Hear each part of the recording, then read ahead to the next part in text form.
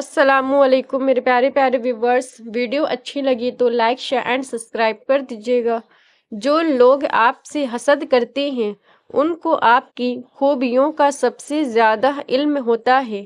جو لوگ آپ کی پیٹھ پیچھے برائی کرتے ہیں وہ آپ کی اچھائیوں سے خوف زدہ ہوتے ہیں، اور جو لوگ ہارا ہوا دیکھنا چاہتے ہیں در حقیقت وہ لوگ آپ سے جیت نہیں سکتے۔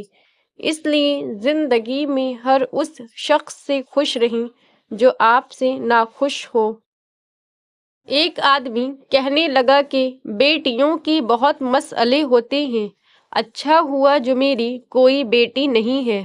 ایک عقل مند انسان نے جواب دیا کہ اللہ پاک بیٹی اسی انسان کو نوازتا ہے جس کی اسے پالنے کی اوقات ہوتی ہے۔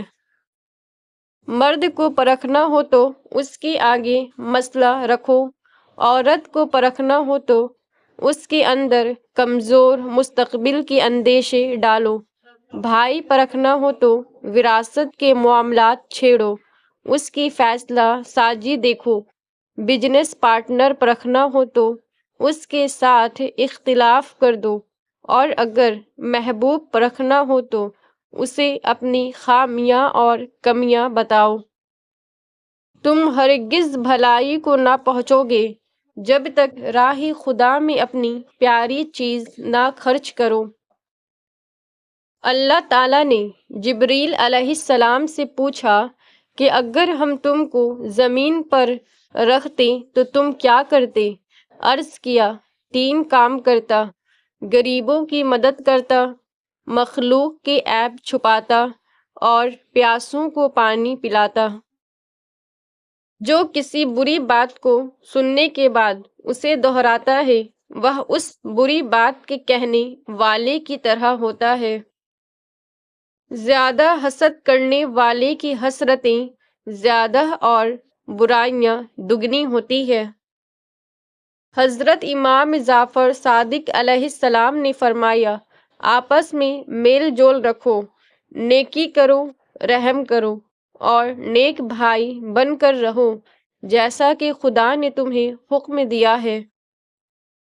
حضرت امیر المومنین امام علی علیہ السلام نے فرمایا، مجھے تعجب ہے اس بخیل پر کہ جس فقرہ و فاقہ سے وہ بھاگتا ہے اسی طرف جلدی کر رہا ہوتا ہے، اور جس مالداری کو وہ طلب کر رہا ہوتا ہے وہ اس کے ہاتھ نہیں آتی۔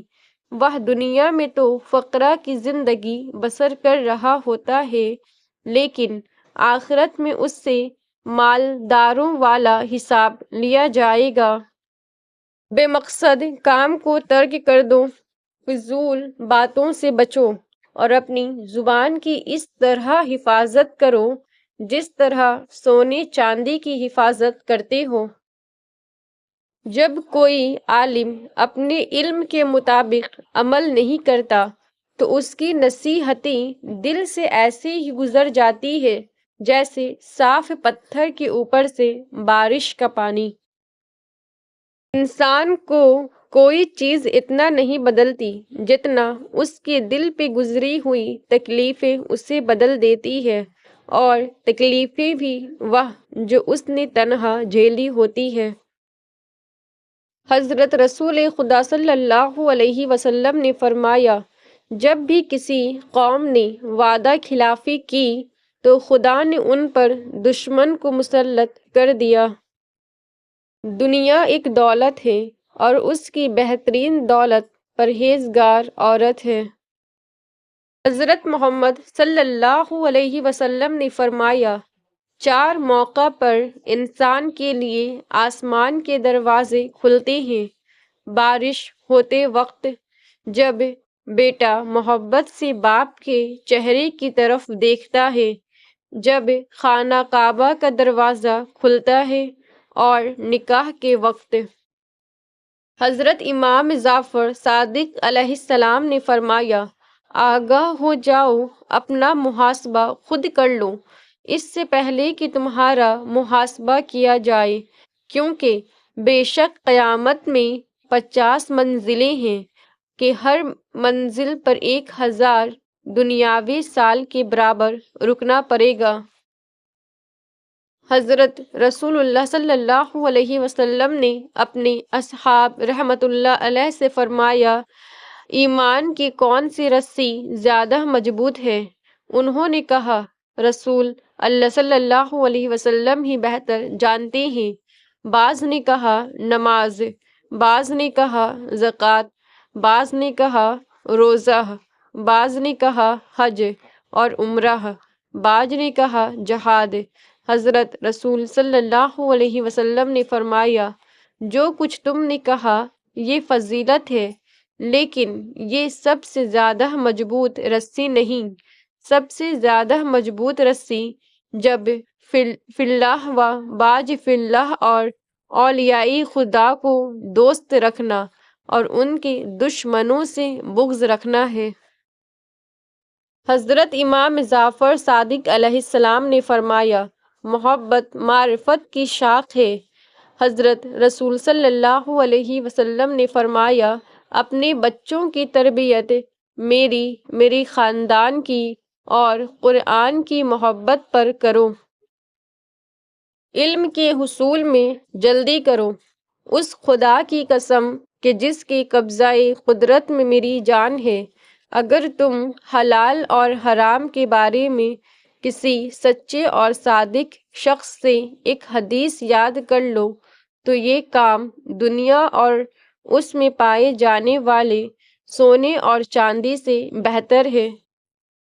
حضرت انس رضی اللہ تعالیٰ عنہ بیان کرتے ہیں، ہم رسول صلی اللہ علیہ وسلم کے ساتھ تھے کہ ہم پر بارش برسنے لگی تو رسول صلی اللہ علیہ وسلم نے اپنا سراور کندھے کا کپڑا ہٹا دیا، یا حتیٰ کہ بارش آپ کے جسم پر پڑنے لگی۔ ہم نے عرض کی، اے اللہ کے رسول، آپ نے ایسا کیوں کیا؟ آپ نے فرمایا، کیونکہ یہ ابھی ابھی اپنے رب کی طرف سے آ رہی ہے۔ گاؤں کے کنویں پر 3 عورتیں پانی بھر رہی تھیں۔ ایک عورت کا بیٹا وہاں سے گزرا۔ اس کی ماں بولی، وہ دیکھو میرا بیٹا انگلش میڈیم میں ہے۔ تھوڑی دیر بعد دوسری عورت کا لڑکا گزرا۔ اس کی ماں بولی، وہ دیکھو میرا بیٹا CBSE میں ہے۔ تیسری عورت کا بیٹا وہاں سے گزرا۔ دوسرے بیٹوں کی طرح اس نے بھی اپنی ماں کو دیکھا اور ماں کے پاس آیا۔ پانی سے بھرا گھڑا اٹھا کر اس نے اپنے کندھے پر رکھا، دوسرے ہاتھ سے بھری ہوئی بالٹی اٹھائی اور ماں سے بولا، چل ماں گھر چل۔ اس کی ماں بولی، یہ میرا بیٹا مدرسے میں پڑھتا ہے۔ اس کی ماں کے چہرے کی خوشی دیکھ کر باقی دونوں عورتوں کی نظریں جھک گئی۔ اس کہانی کا مطلب صرف یہ ہے کہ لاکھوں روپے خرچ کر کے بھی تمیز اور اخلاق نہیں سیکھے جا سکتے۔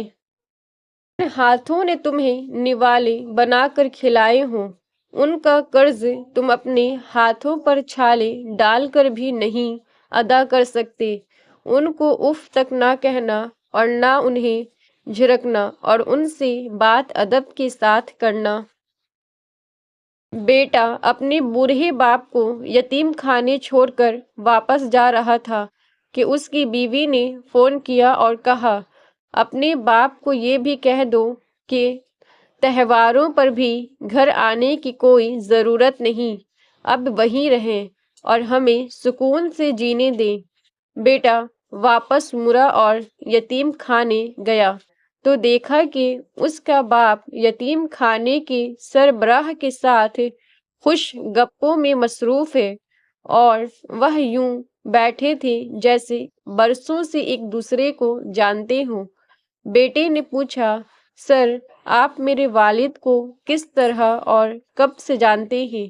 اس نے مسکراتے ہوئے جواب دیا، جب یہ یتیم خانے سے ایک بچے کو گود لینے آئے تھے۔ جو کچھ اس زمین پر کھو گیا جنت میں مل جائے گا۔ عبداللہ بن عباس رضی اللہ تعالی عنہ سے مروی ہے کہ انہوں نے عبداللہ بن حارث رضی اللہ تعالیٰ عنہ کو سر کے پیچھے جوڑا باندھے نماز پڑھتے دیکھا تو وہ ان کو کھولنے کھڑے ہو گئے۔ جب وہ نماز سے فارغ ہوئے تو ابن عباس رضی اللہ تعالیٰ عنہ کی طرف متوجہ ہوئے اور کہا، تم نے میرا سر کیوں چھیڑا؟ تو ابن عباس رضی اللہ تعالیٰ عنہ نے فرمایا، کیونکہ میں نے رسول صلی اللہ علیہ وسلم کو فرماتے ہوئے سنا، بالوں کا جوڑا بنا لینا اس کی مثال ایسے ہی جیسے کوئی نماز پڑھے اور اس کے ہاتھ پیچھے بندھے ہوئے ہوں۔